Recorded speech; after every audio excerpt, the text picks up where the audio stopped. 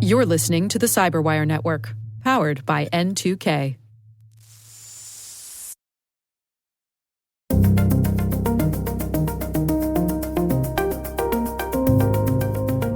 Hello, everyone, and welcome to N2K Cyberwire's Hacking Humans podcast, where each week we look behind the social engineering scams, phishing schemes, and criminal exploits that are making headlines and taking a heavy toll on organizations around the world. I'm Dave Bittner, and joining me is Joe Kerrigan. Hi, Joe. Hi, Dave. And our N2K colleague and host of the T-Minus Space Daily podcast, Maria Vermazis. Maria. Hi, Dave, and hi, Joe. We've got some good stories to share this week, and we will be right back after this message from our show sponsor.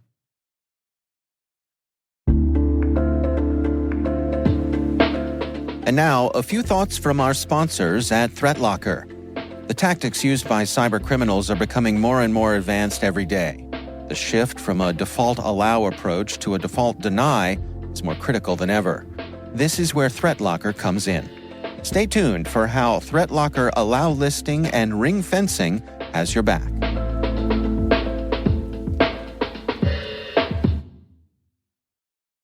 All right, we do not have any follow-up this week, so why don't we jump right into our stories. Maria, you want to kick things off for us here? Yeah, less of a story, more of a comment, a really long comment. Really? What are you, like in the audience of a lecture or something? We all love that guy. We love that guy. It's my turn to be that guy today. I was reading this morning on the Boston Globe, my local newspaper, about the big return to office mandates that are happening. Not so much at our company, Dave, because I am remote, but I know a lot of my friends are 4 to 5 times a week back in the office now after several years of being fully remote. And then this story pops up in our inbox from our friends at Bishop Fox about basically a lot of us are rusty at what it means to be sort of a good corporate employee in a physical office in terms of not just being aware. Well, I mean, please bathe, please wear real pants.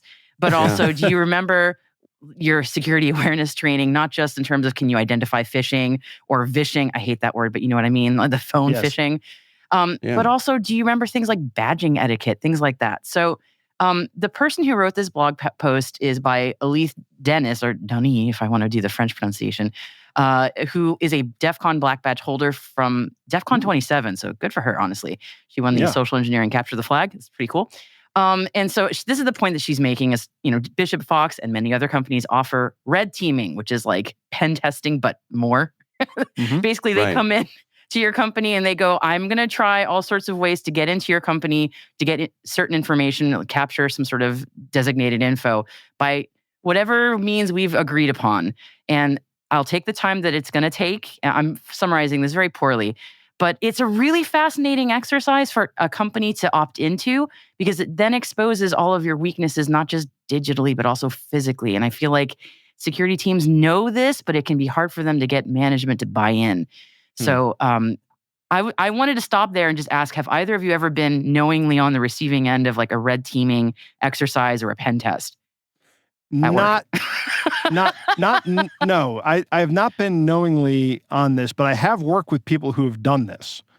Yes. When I was working at Accuvant, one of our organizations, now it's part of a company called Optiv, but we had an organization that did penetration testing, and one of the things they offered was physical penetration tests like this.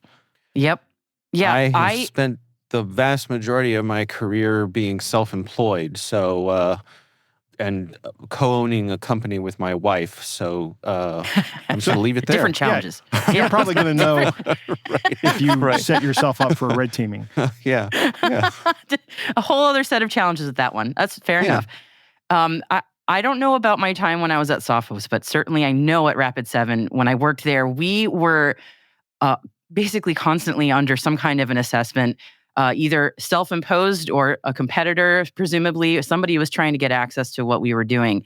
And the only time that I know of where I was pretty damn sure that somebody was trying to get past me through the doors, like going past badging etiquette, it was a really harrowing experience because I was working in the marketing department, and we are target number one when you're in marketing and cybersecurity. It's like marketing and HR. Yeah, soft target. Because full of women. It's a department full of pleasers. Full of pleasers, usually full of women, like people who like to be nice. And Right. I basically got yelled at in one of the sort of more hidden elevator shaft entrances to the office by a guy I could have sworn I recognized who looked like he worked in our sales bullpen, but I wasn't totally sure. And he wanted me to badge him in. And I was like, no, I can't do that. That goes against corporate policy. And this guy yelled at me. Like he just yelled at me, like, what are you talking about? I'm going to be late for my thing.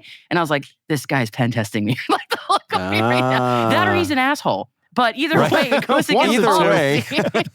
Either way. Either way, I'm not letting you in. That's right. Yeah. And I think part of the thing that empowered me to feel that way, aside from that he was an asshole to me, was also that I knew that the company had my back because it was part of sort of the corporate culture that we would have Mhm. regular check-ins about, are you writing your password down and putting it under your keyboard like everybody else? You can't do that here. Don't do Mm. that. That's not a good idea. That I knew that if I had to be late for a meeting because I forgot my badge and I had to go through the front door and check in, that, like my C-level would have my back. She understood that this was like, you had to do that. And I think at companies where that's not clear, people just think of these kinds of physical security measures as a pain in the rear end. But if people know that they've got that all the way up to the top, they've got your back, then they're much more successful. So I don't know. This is just my opportunity to go. Being on the receiving end of that really stinks, but I recognize its importance. Did you ever hear how that one ended? Like who the guy really, like, did you have an awkward run-in with him in the lunchroom, a week later? Oh, you do work here. You know what? He definitely did work there, but but again, it was part of corporate policy that we didn't let anybody in. You didn't, I don't know, there's different terms for this, but like if your colleague just goes in with you and on your badge, like you hold the door open for them. Tailgating. I've heard. Right. Yeah, tailgating. Thank you. I couldn't remember the term for that. That was explicitly not allowed. Even if they had their hands full or whatever, you just could not do it. And I know Okay. people who work at like defense contractors, this is really standard procedure for them. I've seen it. But I think for those of us in like the softer corporate world, we often forget that it's a bad idea.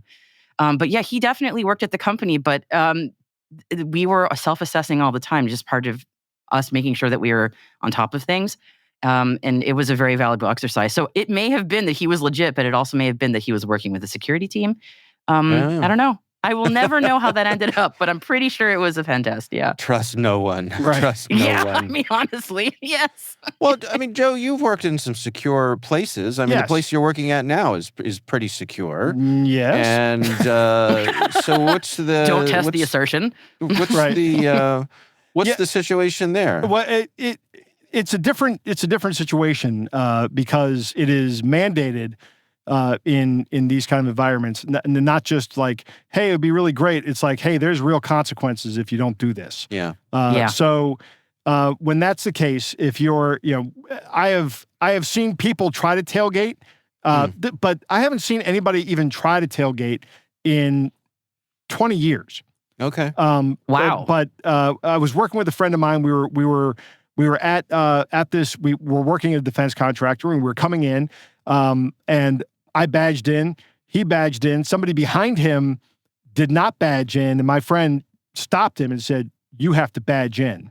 Like put a hand up, like physically, and said, "No, you have to badge in." And the guy's like, "Really?" And he's like, "Yeah. Really?" Yes. And Yes, he really. had no qualms about telling him that. And at that same contractor at one point in time, we were in the vending room, and one of the women that I worked with saw somebody and she said, "Hey, where's your badge?" And the guy goes, "Oh, I left it at my desk." And he's like, can somebody escort me back to my desk? So he was like immediately like, I got to correct this. Yeah. So Yeah. it was like, it wasn't like, come on, just let me slide. He's like, no, you're right. And she said, I'm sorry, I had to stop you. He goes, no, you did the exact right thing. I'm supposed to have my badge on me at all times. Yeah. So it's a different culture in that kind of environment where, you help each other out, when you like by escorting them back to the desk to get the badge. And also reminding everybody and people, when people realize they've violated the policy, they quickly correct the problem. They don't try to pass it off as a minor thing. Yeah, you and model the correct thing, and that lets Right. everyone else feel safe to do the same thing, and not like I'm the one dork who's following security policy and nobody Right, else does exactly. this. But Yeah. in the defense world, that is, if not following that policy can have remarkably bad and dire consequences. Yeah, Like I everybody would could be hope out so. of a job, right? Yeah, yeah. So I would hope it's- so. Yeah. So it's not something that gets taken like lightly in defense. Actually, I do recall now that we're talking about it, there was one incident that I was involved with, sort of along the side of. I was actually working at the Newseum in Washington, D.C., which is no longer there. R.I.P. In fact, Yeah. Johns Hopkins bought their building. Yes, yes, they did. I'm I'm still in the still in the we part of that, but Right. nope. So, for those who aren't familiar with the Newseum, they had quite a substantial broadcast studio facility there, and that's where I was working.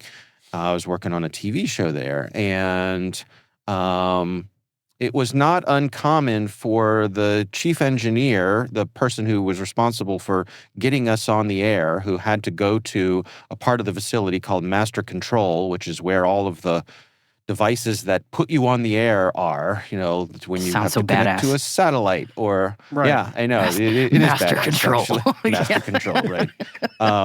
But they're the ones who are actually lighting the candle to get on the satellite to send your signal places. Anyway, like if I needed something like I needed a cable or something from Master Control, I'd go to Dennis and I'd say, Dennis, I need a cable. He'd go, here, take my ID badge and go get it. Because I didn't have access to Master Control. He didn't want to go with me to Master Control because it was on a different floor. So I would go and he'd hand me his ID badge. I'd go get what I needed, come back, give him his ID badge. Turns out security at the Newseum was such that when you badged yourself into the elevator, your picture would come up in front of the security folks downstairs. Actually, the picture of the person who that ID belonged to would come up in front of the security team. And when you got in the elevator, they would cross-check your picture with the picture on the ID. Nice. Dennis Okay. was about 20 years older than me, 100 pounds heavier than me, and completely bald. So He's there had a was rough no- day. There was no, right, exactly. There was no resemblance whatsoever. So Dennis and I got a little talking too about the loose use of sharing of security badges. But actually, the other thing came out with it is that they made it so that I had access to Master Control because I had to get in there from time Right. to time. So Well, there you go. anyway, That's the right way to handle things, Dave.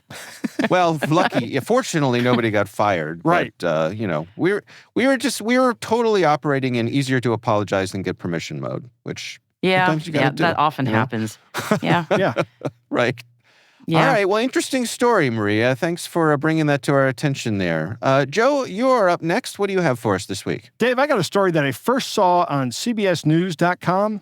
And then I went to the primary source, which actually comes from FCC.gov. And we'll Okay. put links to both of these in the show notes. But the FCC is warning about a group. I love how governments and other security organizations in general love to name these kind of threat actor groups. Yep. So they're calling this group Green Mirage. Oh. And it's the Enforcement Bureau from the FCC is saying you need to watch out for these guys because what they're doing is they're calling people posing as their mortgage lenders. Oh. Okay. So these guys have information. And one of the more interesting pieces I'll get to in a minute is actually pretty scary, but they know who your mortgage company is. And they know maybe who your past mortgage company is. So Uh-huh. like if you've done a refinance, they have that information as well. Yeah, it's all public, isn't it? I don't know that it's public. That's a good question. I know that you buying a house is public. Yeah. Because I've recently been through this. Maria, you and I have recently both bought houses. But I want to say that info is public because I got so much junk mail with my mortgage lender's name on it from third parties that were pretending to be helpful but weren't. I want to Yeah, say you public. know, Yes. Okay. That's a good point because when I refinanced my house, my last house, I refinanced that probably, I don't know, 10 years ago, maybe not, maybe more recently than that. But I started getting those kind of emails or kind of mails as well, looking like they were Yeah. coming from the bank, and they were Yep. not. They were coming from somebody else. So maybe Yep. it is public information. Maybe it's Shouldn't out there be, on. No, it shouldn't be. I mean, the fact that you buy the real estate, okay, that has to be public information. How you go about financing it privately, that's nobody else's Yeah, it business. feels icky. Yeah. It does. I'm sure a listener can tell us why it should be public, though. I actually would be very curious to learn what the good reason is for that. Anyway. Yeah. What's the email address, Dave? hackinghumans@n2k.com? That's it. Send it to us. Let us know if you know why. Anyway, these guys are, one of the things that's really interesting about them is that they are calling people who have called their mortgage company because they're in some kind of financial distress. Okay, so if you are in financial distress, one of the things that the mortgage company wants to know is they want to know as soon as possible that you're not going to be able to make your mortgage payment. Right. Right. And they want to know that for a couple of reasons. One, because they have to manage their own risk. But two, they really don't want to foreclose on your house. That's right. They don't want to do that. And the reason they don't want to do that is because they don't want your house. What they want is the money. Right. You're right. And that's how these mortgage lenders work. And going through the foreclosure process is very expensive, and they know they're probably going to lose money doing it, especially if you're very early on in the mortgage, right? So they don't want foreclosure. They want to work with you and to negotiate and to come up with some kind of solution to do it. So you can call your mortgage company and tell them what's going on. Maybe they'll work with you. But what these guys are doing, this Green Mirage Group, is they're calling people back, posing as the mortgage company, and then having them send mortgage payment stuff to and like real money, sending it to third parties that are like in this thing it says in quotes attorneys or representatives, or they're having these people upload funds to a Walmart Green Dot money card account, which to me would be a red flag. Yeah. Right. But maybe it wouldn't be to somebody else. But the hardest part of this is many victims are not learning that they've been defrauded until the lender starts foreclosure proceedings because the lender hasn't been paid. Oh, my God. And they think they're paying the lender, but they're not. They're paying these scammers. And my question is, it seems odd to me that these scammers are calling people who've called the mortgage company because they're in distress, and then they're getting hit with this scam. Right. I mean, first off, let's set aside the reprehensibleness of this particular scam. This is one of those scams where you're like, okay, you're a really terrible person for doing this. But my question is, how are they doing that? How are they getting in there? How are they hitting these people who are in distress? And it seems from this my reading of this warning from the FCC that it's disproportionately large in terms of who's getting hit with this. That they're the people who are in distress and calling the mortgage company first. Well, I mean, to me, it points to an insider. That was the first thing I thought too. Has access to this. Yep. It also seems strange to me that the scammers would be targeting people who are already in financial distress. Like, not a big payday if you have somebody who already can't pay their mortgage. I mean, obviously, you're hitting someone who's in a emotional state. Right. So I guess you increase your odds there. And I don't know, let's say I'm thinking this through in real time, so apologies. Right. But if your mortgage is $1,000 a month, and these folks can get, I know, right? These folks can get $100 from you because that's what you have, then maybe that's still a win for them. Yeah, well, I mean, I think it might be closer to, I think it's very much like that, but I think it's closer to your mortgage is like $2,500, $3,000 a month, and they're getting $1,000, $1,500 out of you. Yeah. So, I mean, because I could see where that would look feasible. Right. How much money can you afford to pay us this month? Okay, well, I'm going to have you send that to an attorney, and we're going to make sure that gets tracked. Send a money order to this person, and then the money's just gone.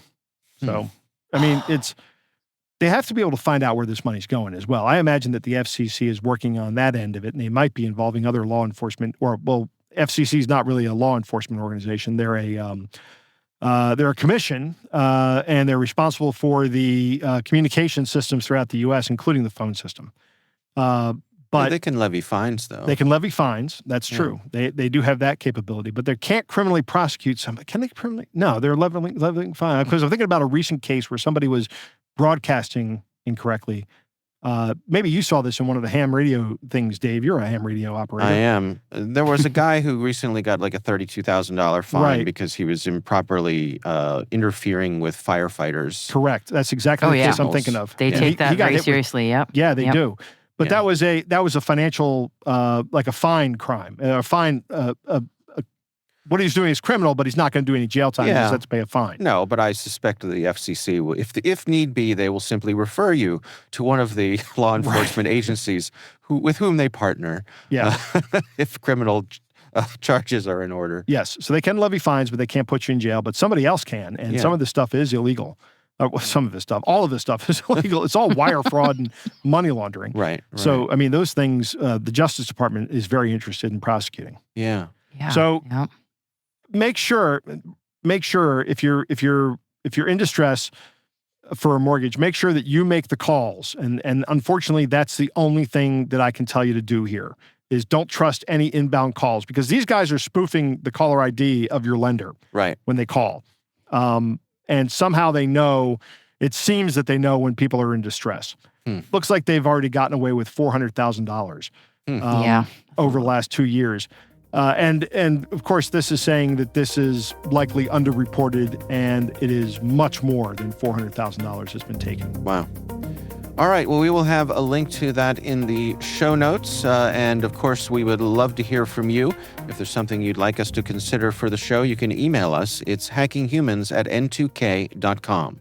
We're going to take a quick break to hear a message from our show sponsor.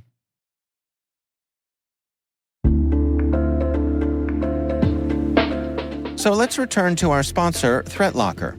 ThreatLocker is a zero-trust endpoint protection platform that strengthens your infrastructure from the ground up. Where traditional cybersecurity tools require you to create a list of things you don't want to run, ThreatLocker enables you to easily curate an allow list of everything you need in your environment and network, and block everything else by default. With ThreatLocker allow listing and ring fencing, you gain a more secure approach to blocking exploits of known and unknown vulnerabilities. ThreatLocker provides zero-trust control at the kernel level that enables you to allow everything you need and block everything else, including ransomware. The ThreatLocker Zero Trust Endpoint Protection Platform deploys in a learning mode that analyzes the operations of your company using machine learning to assist you in developing your allow list for approved applications, what they can do on the endpoint, what can interact with your data, and even east and west network traffic. We thank ThreatLocker for sponsoring our show. All right, we are back, and my story this week is actually from a listener who has asked that we keep them anonymous, so we are going to respect that request. But this is an interesting story that came from a Reddit group, a subreddit, and this is the Airbnb hosts subreddit. And yes, and and I have to say it is not complete yet, but it's far enough along that I feel as though we can talk about it here. So this is the story of an Airbnb host who got an inquiry from a new account on Airbnb, red flag, right? Asking for a video of the place that they are renting. And also asking to take the communication off of Airbnb and over to WhatsApp. Red flag. Yes, that's the red flag. That's a bigger red flag than the new account. Second location. Yep. Yeah. Right. By the way, some folks pointed out in this Reddit thread that itself is a violation of Airbnb's terms. Is it really? Mm-hmm. Okay. Yeah, all Airbnb negotiations are required to take place on Airbnb's platform. That is a good policy to have. I think what Airbnb needs to do here is to reinforce that policy and remind everybody of that policy. Yeah. At all times, like with some periodicity. Remember, if you're conducting any negotiations, it is against our policy for you to take that to another platform. And then, I don't know, maybe I'm just getting too in the weeds here, like I normally do. I feel like AI could actually help here. If they've got an AI running and they notice someone says, "Let's take this offline," why couldn't they just pop up and say, "Don't do that"? Right.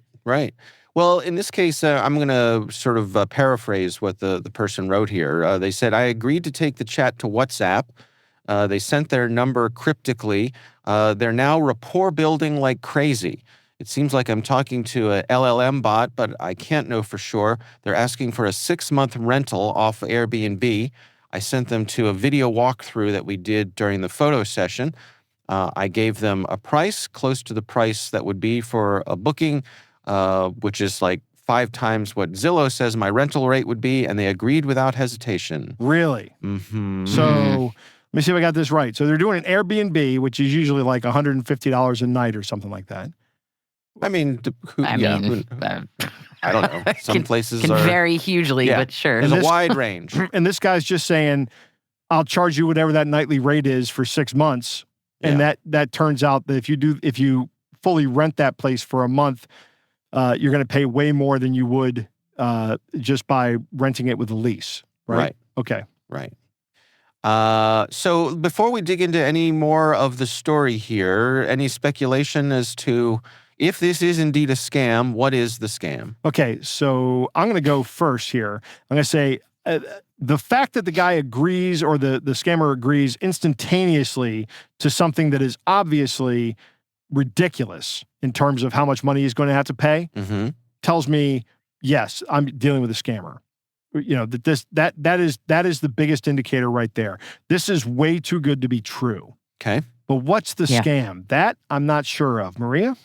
Overpayment is my thinking. That rug pull just feels like it's about to happen. But I don't know. I know very little about Airbnb scams. Well, Maria, that is an excellent guess. The responders in this thread have said that perhaps it is an overpayment scam. Okay. Which, just a reminder, what that means is someone will send you way more money for something than they should. And chances are that they are sending you that money using a stolen credit card or some other ill-gotten gains.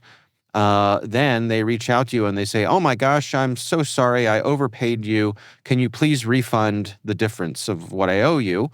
And so you send them the difference using your real money out of your real account. Some time passes, it's discovered that the credit card was stolen. That money gets clawed back from you. So you're out the total amount of the initial payment that came on the credit card and the money that you refunded them out of your own account. So that's how an overpayment scam works. And it can work that way with checks as well. Right. Yes. So Sure this person has provided a few updates. The first one said that they sent the person an invoice for 2 months' rent up front, and they didn't get any response. But then things went to the next level. This person got a WhatsApp video call from the people. He says, I'm going to quote here. It says, it was a very beautiful Asian girl sitting at her desk using her computer to call. It was a short call. She wasn't quite as friendly as her messages are. She said she's coming to my town to visit and wants to meet up to sign the contract and make the payment. After the call, she keeps sending very friendly, rapport-building messages and now videos of her playing golf. So now we've gone from a check overpayment scam to a hot Asian girl catfishing scam. LOL. You're going to get snatched up in a bag. That's what's going to happen. I, as an Airbnb host, want to see you playing golf. I couldn't care less, lady. I mean, seriously, what? They are investing a lot of time in this, so it's definitely going somewhere, but the cards have yet to be laid on the table, so we press on. All right, so the other scam possibility that was suggested here was the fact that the folks asked for a video of the place is indicative of a fake rental scam. Right. That actually did occur to me, that they're going to take pictures out of that video and then make their own Airbnb host account and try to rent out a fake property, or maybe even this guy's property. Right, exactly. User-generated content, scam edition. Oh, right. God. So this happens, particular places like Craigslist or Facebook Marketplaces, these happen in particular because there's little oversight compared to Airbnb. But Joe's exactly right. They'll take the video that you send them, then they create their own rental ad. Then strangers look at this place, they say, oh, I want to rent this place. They send a deposit. They show up to get their keys. There's nobody there. Perhaps there's someone living there who is very confused as to why someone has knocked on their front door looking to rent the place. Or perhaps somebody has already rented this Airbnb from somebody else. Yeah. And very often they target folks who are moving from out of town, so they don't have the opportunity to visit the place in person ahead of time. So that was proposed as one of the scams. The third and final update on this is refers to a YouTuber who goes by the name Pleasant Green, who did a video on pig butchering. And the person writing this story says, this is most certainly a pig butchering scheme. The person is following all the methods in that script except for two things. First, they've gotten much more sophisticated. Making a WhatsApp video call with an AI filter and AI voice changer was very convincing. Secondly, they aren't using a crypto investment scam yet. Right. But this might be heading towards some other business investment scam because she keeps talking about her medical device sales business. Mm. The YouTube Pleasant Green said the fattening part of the scheme lasts about a week, so I'll have to endure her daily love letters a few more days to see what the slaughterhouse looks like. Just The be pig careful. butchering liturgical That is calendar. a slaughterhouse, and you are the pig. So Yeah. just, be very, very careful here. Yeah. You're So, right. They know I what mean, they're it's an doing. interesting story. We always say you kind of, take things in your own hands is very risky because the people you're up against here do this every day, and Right. chances are they're better at it than you are. But in this case, it seems like this person has a village of Airbnb folks behind them. So Yep. they're onto it, and hopefully, all things will all end up well. But it's an interesting tale, and hopefully comes to a good outcome. So I'm really glad our listener sent this to us. This is one I hadn't really heard of before. I have not heard of it either. It's kind of new to me, but these guys are going to find ways to scam everything. It looks to me like they're doing like 3 or 4 different things here. Could be. It could be that they're doing all of it, right? Like Yeah. they're setting up the fake rental. They're also, Yep. hey, while I got you here, why don't I try to lure you with the young attractive Asian girl? And it's always, in everything I've seen, for some reason, it's young attractive Asian women, Yeah. and I'm still trying to figure out why that is. I'm going to get in trouble for thinking about this, but I was thinking about this. I was trying to ponder, why, because you're right. The fact of the matter is, it is always, on these global scams, it is always young, attractive Asian women. Right. So here's my question that is wrong. And Maria, please tell me if I'm stepping out of bounds here. I'm probably the last person to say so, Dave, but okay. Is the young, attractive Asian woman the universal, beautiful woman around the globe? Right? Do you see where I'm getting here? You're saying maybe that has the broadest appeal. What is it? Type O blood is the universal donor, Right. right? Is to all people of all races, colors, and creeds around the globe, is a young Asian woman considered universally attractive? I don't know the answer to that, but it seems like a plausible explanation for why it always is. Because if they don't, in other words, if these scammers aren't getting any pushback, that's saying, "Oh, sorry, you're not my type," right? Very quickly, they're going to learn Right. that this is an image that works around the world. Right. And so I wonder about that. I don't have a good answer. I could be completely wrong, and Say it it's could in be the top something 10. else. What's that, Maria? I think that type is in the top 10. But I mean, it's certainly if they've been doing it this long, it's working for some reason. So Yeah. Right. I was going more with if these pig butchering scams are originating in Asia, it may be an It may be, impersonation yeah. that is closer to home. Right. Right. That is also yeah, a good possibility. Also, the region, the Asian region, is densely populated huge. as Yeah. well. Yeah. Yeah. Yeah. A lot of the world's population. Now, not all of them are Asians like we're discussing. People of Chinese, Japanese, Korean, Vietnamese descent. They're Asia's a big place. Asia's a big place.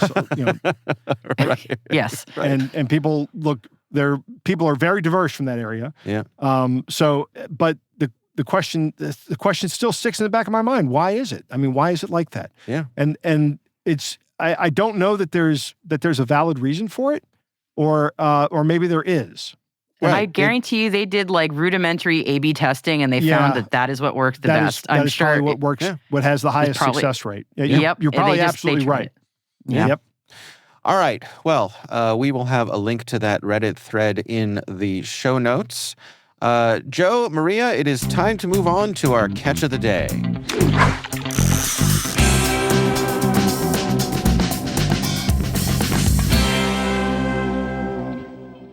Dave, our catch of the day comes from William, and it's alleging to be an email that was automatically generated. But it's a crypto scam, Dave. Oh, all right. Spoiler alert. Lead. Yeah. All right. It goes like this. Dear user, action required. We have detected a critical security vulnerability affecting the integrity of your seed phrases. Your funds are at risk and could be withdrawn at any time without your authorization. Taking prompt action is mandatory to secure your digital assets. What you must do: generate a new seed phrase. Use the secure QR code below to generate a new seed phrase unique to your account. This process is critical to ensuring your funds are protected. Scan the QR code to begin the process. Maintain vigilance. Regularly monitor your accounts for unusual activity and ensure you follow best practices for securing your wallets.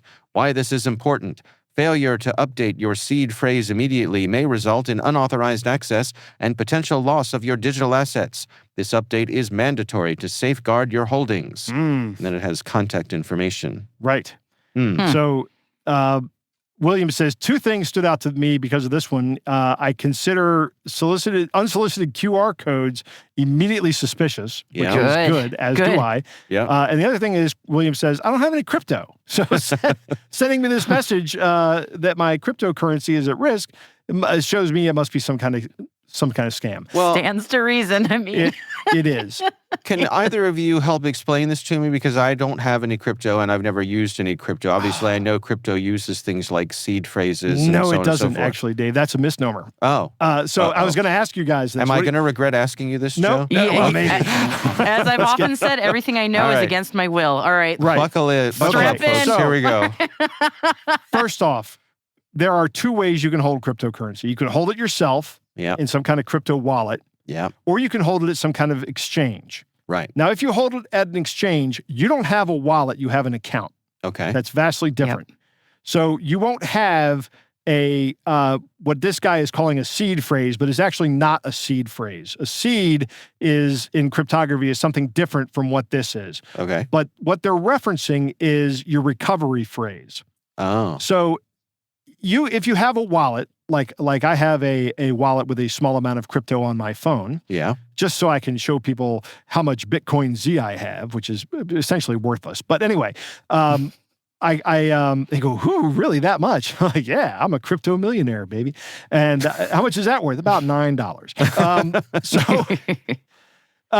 That wallet has a recovery phrase that is just a bunch of words that you can write down. Okay. But those words map to bits of your private key.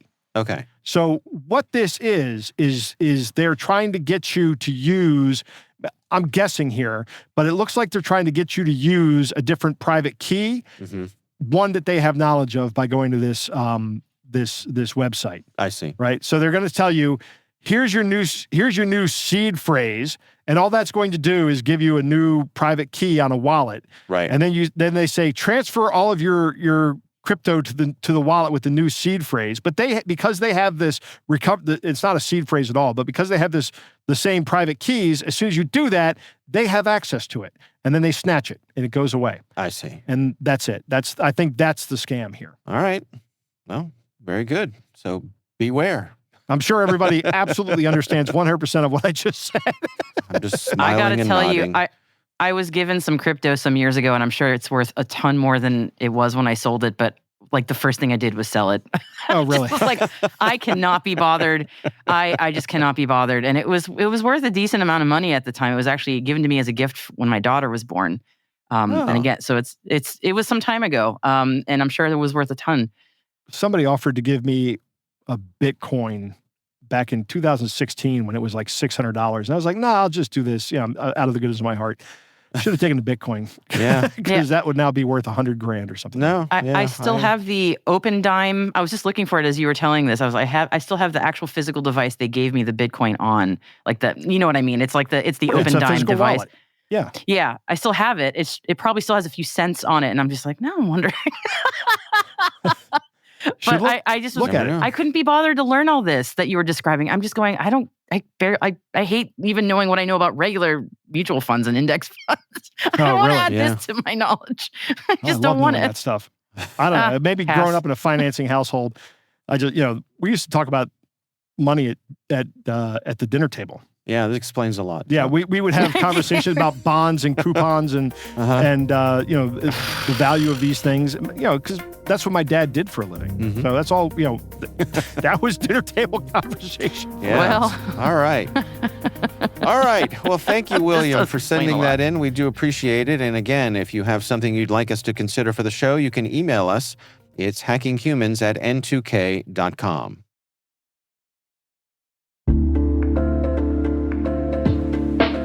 And of course, we want to thank this week's sponsor, ThreatLocker. Go to threatlocker.com/HH and check out their Zero Trust Endpoint Protection Platform.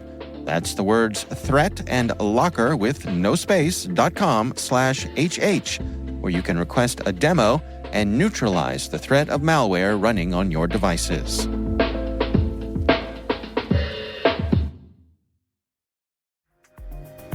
And that is Hacking Humans, brought to you by N2K Cyberwire. We'd love to know what you think of this podcast. Your feedback ensures we deliver the insights that keep you a step ahead in the rapidly changing world of cybersecurity.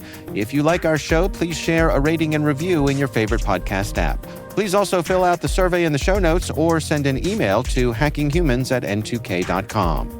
This episode is produced by Liz Stokes. Our executive producer is Jennifer Iben. We're mixed by Elliot Peltzman and Trey Hester. Our executive editor is Brandon Karpf. Peter Kilpie is our publisher. I'm Dave Bittner. I'm Joe Kerrigan. And I'm Maria Varmazis. Thanks for listening.